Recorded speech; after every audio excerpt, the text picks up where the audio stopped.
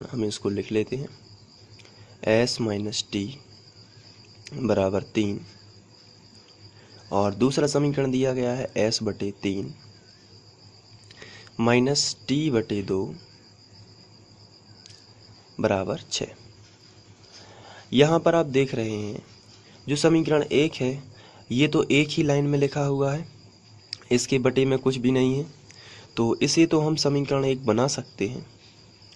लेकिन इसे जो हमारा दूसरा समीकरण हमें दिया गया है इसमें हमें बटे में संख्याएं लिखी हुई दिखाई दे रही हैं, तो हम चाहते हैं कि ये जो दूसरा समीकरण है ये भी समीकरण 1 की भांति एक ही लाइन में हो, इसमें कोई बटे में ना हो। तो इसको थोड़ा हम व्यवस्थित करेंगे और आप इसको रफ में समझेंगे किस तरीके से व्यवस्थित करना है। सबसे पहले आपको यहाँ देखना है, यहाँ 3 है, यहाँ 2 लिखा हुआ है और ये रफ पेपर है, हम लोग यहाँ पर करेंगे। तो 3 और 2 का एलसीएम कितना होता है 6। तो आपको जो नीचे वाली संख्याएं हटानी है तो आपको पूरे समीकरण में 6 से गुणा करना है। इसका मतलब ये है, आपको 6 कैसे पता चला, आपको नीचे देखना है, हर 3 और 2 लिखा हुआ है, तो 3 और 2 का एलसीएम कितना होता है, तो आंसर है 6 होता है। तो जितना एलसीएम होता है उतना आप पूरे समीकरण में गुणा करोगे। तो जहाँ लिखा था s बटे 3 इसमें भी 6 से गुणा हो जाएगा। इसके बाद माइनस लगा है तो माइनस t बटे 2 इसमें भी 6 से गुणा हो जाएगा। इसके बाद बराबर लगा है तो बराबर, 6 लिखा है तो 6 और इसमें भी 6 से गुणा हो जाएगा। आप देख रहे हैं कि ये जो पूरा समीकरण था इसमें हम लोगों ने क्या किया है, 6 से गुणा किया हुआ है। अब आप नीचे यहाँ से कैंसिल आउट करेंगे, 3 एकम 3 और 3 दूनी 6, 2 एकम 2 और 2 तिया 6।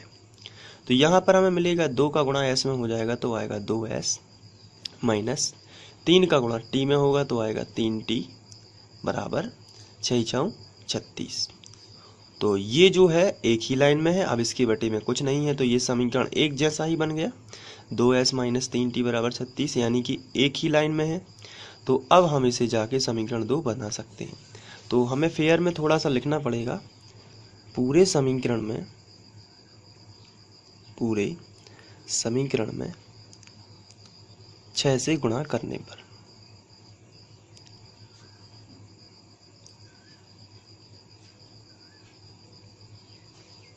तो 6 से गुणा करेंगे तो हम लोग जानते हैं कि क्या आने वाला है, 2s माइनस 3t बराबर 36। तो इस तरीके से आप गुणा करेंगे। अब जाके हम इसे समीकरण 2 बना सकते हैं। अब हमें प्रतिस्थापन विधि से यहाँ से s और t के मान निकालना है। तो सबसे पहले आप जो मेथड मैंने पहले की हुई है उसी से करना है। सबसे पहले आपको लिखना है समीकरण 1 से और वहाँ से समीकरण 3 बनाना है s का मान निकाल के। तो आपको लिखना है समीकरण 1 से। समीकरण 1 आपको पूरा लिख लेना है जो कि लिखा है s माइनस टी बराबर 3।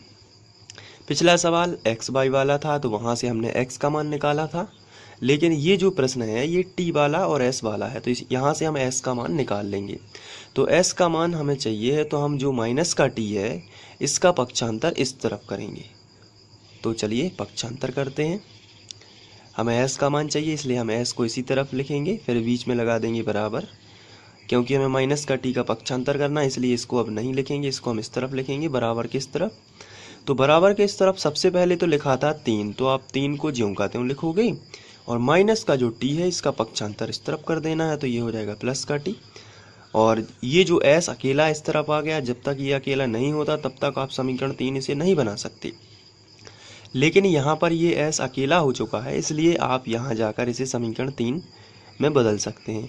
तो ये जो s का पूरा मान है 3 प्लस t, ये समीकरण 3 है और इसे हम s का ये जो मान 3 प्लस t है इसे हम समीकरण 2 में रख सकते हैं। तो हम यहाँ पर लिखेंगे s का मान समीकरण 2 में प्रतिस्थापित करने पर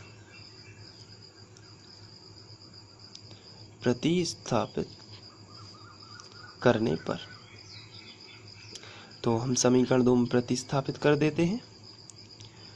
समीकरण 2 हमारा ये है 2s माइनस 3t बराबर 36। तो यहाँ पर सबसे पहले लिखा है 2, तो आपको यहाँ पर लिखना है 2। फिर लिखा है s, लेकिन आपको s ना लिखकर s का पूरा मान 3 प्लस t रख देना है। तो यहाँ पर आप लिखोगे 3 प्लस t। इसके बाद माइनस लगा है तो आप यहाँ पर लगाओगे माइनस, फिर 3t बराबर 36 ज्यों का त्यों, क्योंकि अब s नहीं लिखा है जिससे मान रखा जा सके, तो हम डायरेक्ट पूरा लिख देंगे। अब माइनस 3t और बराबर 36। आप यहाँ पर थोड़ा सा ध्यान देंगे कि जो हमारा क्वेश्चन है, ये जो समीकरण नंबर 2 है, यहाँ पर यह प्लस दिया गया है, किताब में थोड़ा सा मिस्टेक हो चुका है, तो हम यहाँ पर प्लस लगाएंगे, यहाँ भी प्लस लगा देंगे, कुछ नहीं थोड़ा सा बस सुधर जाएगा, यहाँ पर प्लस लगाया जाएगा बस, और बाकी सब ज्यों का त्यों ही रहेगा। तो अब हम आगे बढ़ते हैं।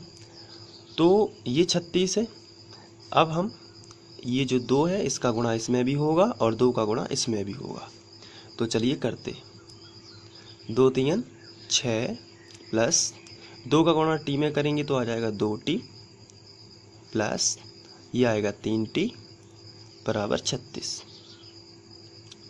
इसके बाद हम यहाँ पर जो करेंगे टी वाले एक तरफ कर देते हैं और संख्या एक तरफ कर देते हैं। तो ये 2t और 3t हम इसी तरफ लिखेंगे, 2t प्लस 3t बराबर 36, और ये प्लस का 6 इस तरफ आ जाएगा तो ये हो जाएगा माइनस का 6।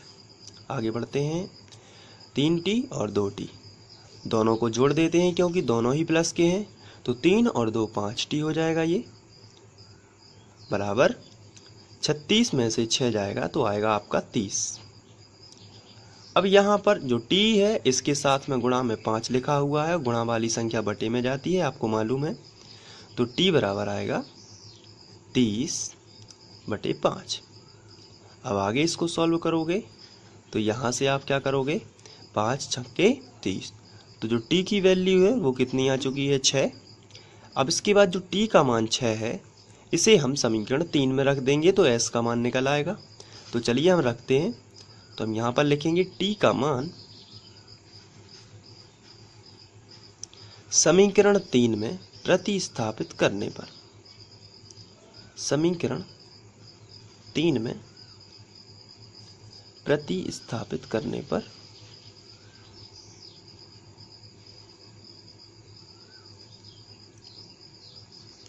तो चलिए प्रतिस्थापित कर देते हैं। हमारा जो समीकरण 3 है वो लिखा है s बराबर 3 प्लस t, तो वहाँ पर हम लिखेंगे s बराबर 3 प्लस t की जगह पर हम रख देंगे 6, और इसके बाद हम यहाँ से s का मान निकाल सकते हैं। s बराबर आएगा 6 और 3 9, तो s का मान हमें कितना मिला है, 9। तो हम लिखेंगे अतः s बराबर 9 और t बराबर 6 समीकरण निकायों के हल हैं, समीकरण निकायों के हल हैं। तो इस तरीके से हम s और t के मान निकाल सकते हैं, हल है। तो ये आप इसे नोट कर सकते हैं यहाँ से शुरू से अपनी कॉपी में, और इसे सीख सकते हैं। यहाँ से वीडियो को पॉज करके आप यहाँ से नोट कर लीजिए, ये पहला स्टेप है, ये दूसरा और ये तीसरा। तो ये आपको लिख लेना है। और जिन बच्चों को अभी तक कक्षा 10वीं NCERT के वीडियो नहीं उपलब्ध हो पा रहे हैं, वो चैनल की प्लेलिस्ट पर जाएं। फ्री ऑनलाइन कोचिंग जो है उसकी आप प्लेलिस्ट पर जाना सीखें, वहाँ से आपको सभी वीडियोस मिल जाएंगे। तो प्लीज़ प्लेलिस्ट पर जाएं, क्योंकि यहाँ पर